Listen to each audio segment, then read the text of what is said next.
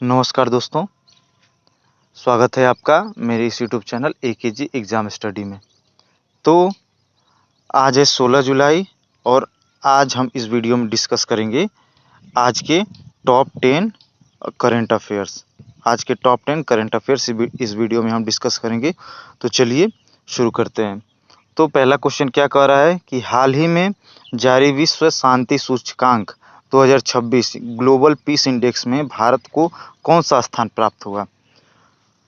Question क्या कर रहा है कि हाल ही में जारी वैश्विक शांति सूचकांक 2026 यानी कि ग्लोबल पीस इंडेक्स में भारत को कौन सा स्थान प्राप्त हुआ। तो 116वां स्थान प्राप्त हुआ। भारत को कौन सा स्थान प्राप्त हुआ, 116वां स्थान प्राप्त हुआ।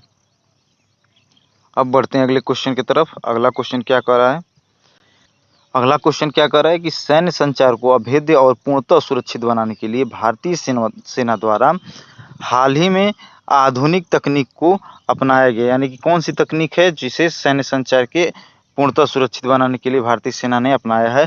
तो वह है क्वांटम कम्युनिकेशन। क्वांटम कम्युनिकेशन है जिसको आधुनिक तकनीक को अपनाया गया है। किसके लिए, तो सैन्य सुरक्षा के लिए अपनाया गया है। अब बढ़ते हैं अगले क्वेश्चन की तरफ। अगला क्वेश्चन क्या कर रहा है, हाल ही में किस राज्य की एक प्राकृतिक और सदाबहार गोखुर झील को भारत का 100वां रामसर स्थल घोषित किया गया। तो वह है असम। असम को क्या किया गया, 100वां रामसर स्थल घोषित किया गया है। अब बढ़ते हैं अगले क्वेश्चन की तरफ।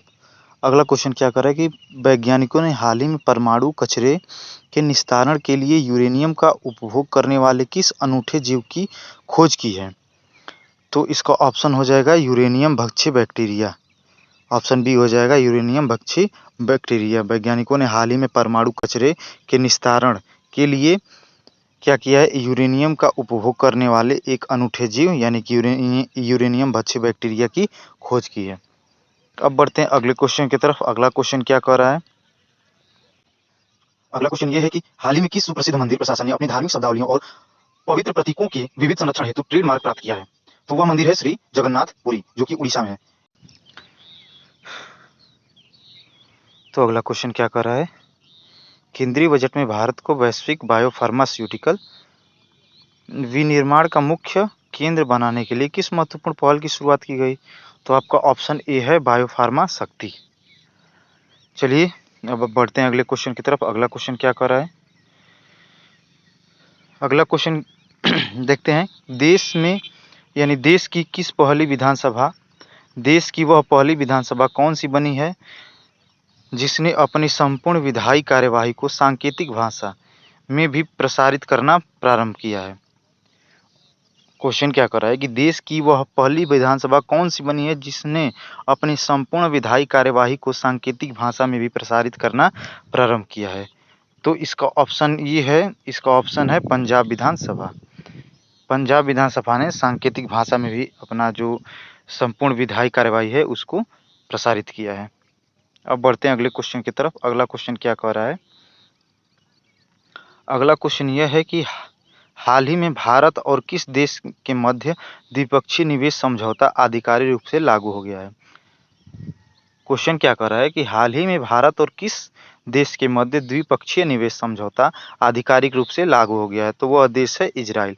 इजराइल के साथ अब आधिकारिक रूप से द्विपक्षीय निवेश समझौता जो है लागू हो गया है।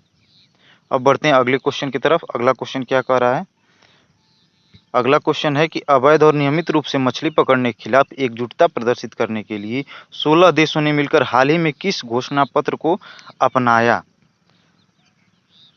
तो वह है मोम्बासा डिक्लेरेशन। मोम्बासा डिक्लेरेशन को जो 16 देशों ने मिलकर एक घोषणा पत्र के रूप में अपनाया।